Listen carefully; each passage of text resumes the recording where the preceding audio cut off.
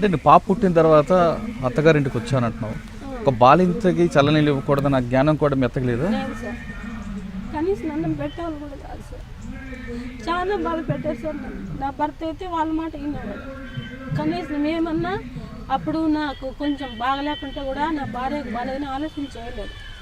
అట్లనేసి చాలా అయితే చెప్పినాను వాళ్ళకు, నాన్న నేనైతే ఉండలేను అని అంటే, సరే అమ్మా మనం ఉంటే తిన్నాం లేకుంటే లేదు, పాపను నా దగ్గర ఉండించలేదు, పాపను వెరుక్కోమంటా నన్ను పనికి చేయమంటుంది మా అత్త అని చెప్పి, సరేలే అమ్మ వచ్చాయంటే మా పో మీ అమ్మల ఇంటికి వెళ్ళిపోని మా ఇంటి ఆయన కూడా చెప్పినాడు.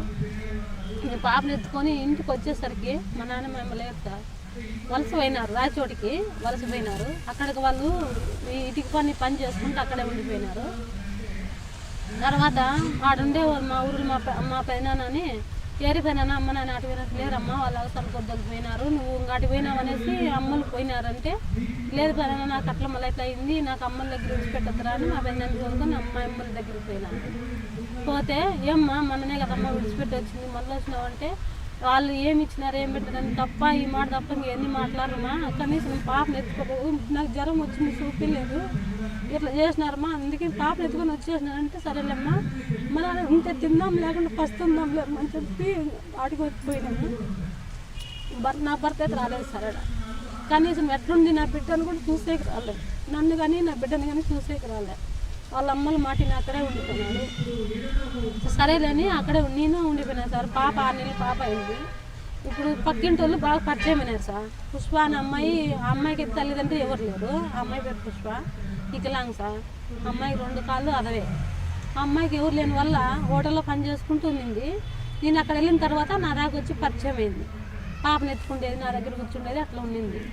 సరేలే నీ దగ్గర నీకు అమ్మ నాన్న ఎవరు లేరంటున్నావు కదా, ఆడబిడ్డ పెట్టావు కదా, బయట ఉండొద్దు, నాకు కూడా ఎవరు అక్క చెల్లెలు ఎవరు లేరు, నువ్వు చెల్లెలుగా నా దగ్గర ఉండిపోనేసి నా దగ్గర పెట్టుకున్నాను.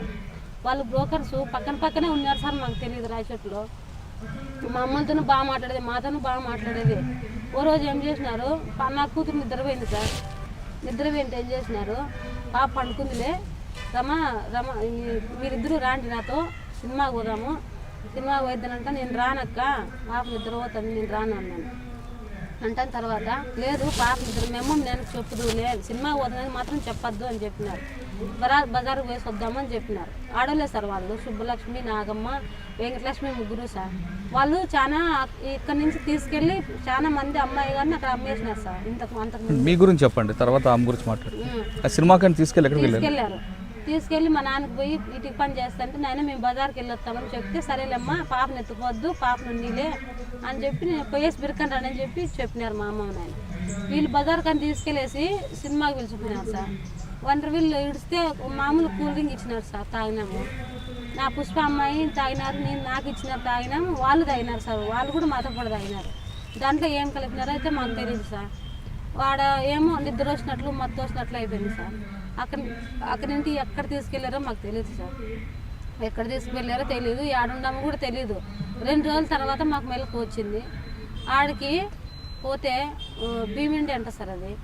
ఆడికి పోయిన తర్వాత వీళ్ళు వచ్చేసినారు మాకు అక్కడ అమ్మేసి. వీళ్ళు మా పిల్లలే, మేము బీద పరిస్థితిలో ఉన్నాము, మాకు డబ్బులు కావాలా, మేము ఇల్లు కట్టుకోవాలని వాళ్ళకి అబద్ధం మాటలని చెప్పి మా పైన ఒక అమ్మాయి పైన 2 లక్ష రూపాయలు లెక్కించుకొని మాకు విడిచిపెట్టేసి వచ్చేసినారు వాళ్ళు. వచ్చేస్తే మాకు లేపాల కదా, వాళ్ళు లేపాల కదా కొనుక్కోండే వాళ్ళు. ఎందుకు వీళ్ళు ఇట్లే పనుకున్నారు, నిద్ర లేకమన్నా పండుకున్నారేమో అని వాళ్ళు అనుకున్నారు. కొనుక్కోండే వాళ్ళు వచ్చి, వాళ్ళు కూడా ఆడలే సార్. ఆమె పేరు శారద, ఒక ఆమె పేరు శోభ, వాళ్ళ అక్క చెల్లెలు ఇద్దరు అట్లా బ్రోకర్ పని చేస్తూ ఉన్నారు సార్, చేపిస్తున్నారు అమ్మాయిలతో. అట్లాగెట్లు మమ్మల్ని వాడికి అమ్మేసినారు. తర్వాత ఎందుకు మేము ఇక్కడ ఉన్నాము, ఇక్కడ చూస్తే మా ఇండ్లు కాదు, నా బిడ్డ లేదు, మా నాన్న లేదు, ఎవరు లేరు సార్ అక్కడ.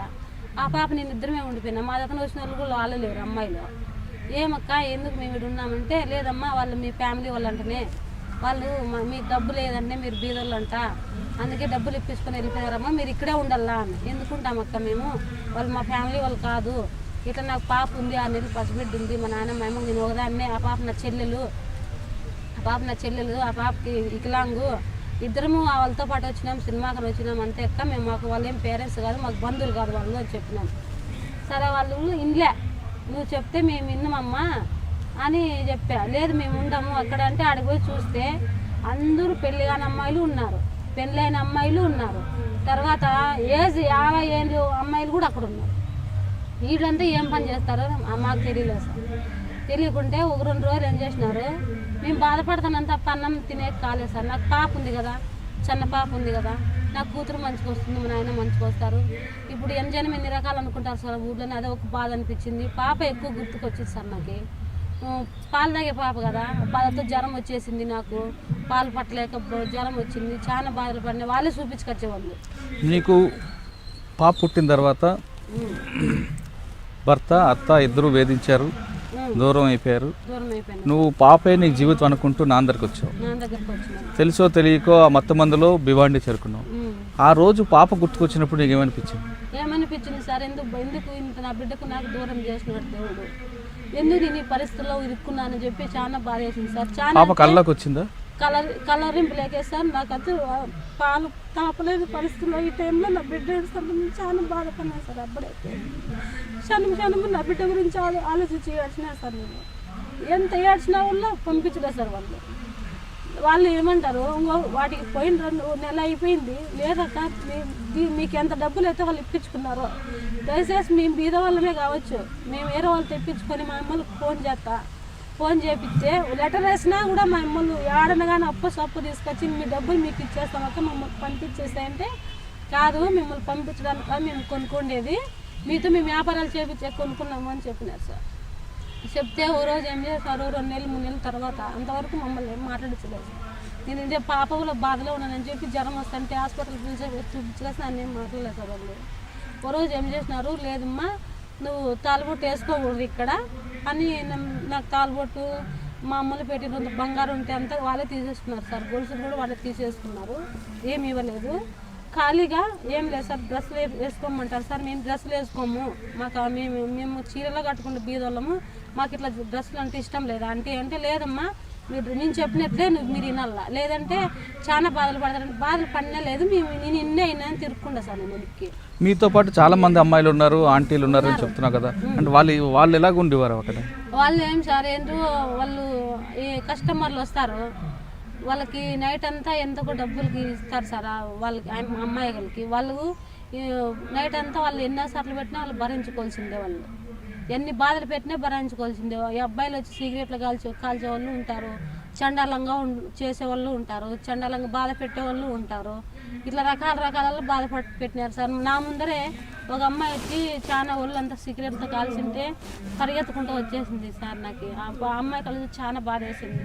మీరు ఎందుకు ఇట్లా చేస్తున్నారా అక్క అంటే, నన్ను కొట్టింది చూడక్క, అమ్మాయికి అంత బాధ పెట్టినాడు వాడు, ఇట్లా పని చేపిస్తే మీకు పద్ధతి కదక్క, మీకు బిడ్డలు ఉన్నారు కదా అంటే, నీకు నంజముండా, నువ్వు వచ్చినావు నీకు దాంట్లో దింపుతా, నువ్వు కూడా అట్లా బాధలు పడాల్సిందే. అదే అంటే చచ్చనిపోతాం కానీ అక్క నేను ఆ పనికైతే తిరుక్కోము, లాస్ట్ ప్రాణం తీసుకోమని తీసుకుంటాం మేడ, దానికైతే సిద్ధం కాము మేమని చెప్పినాం.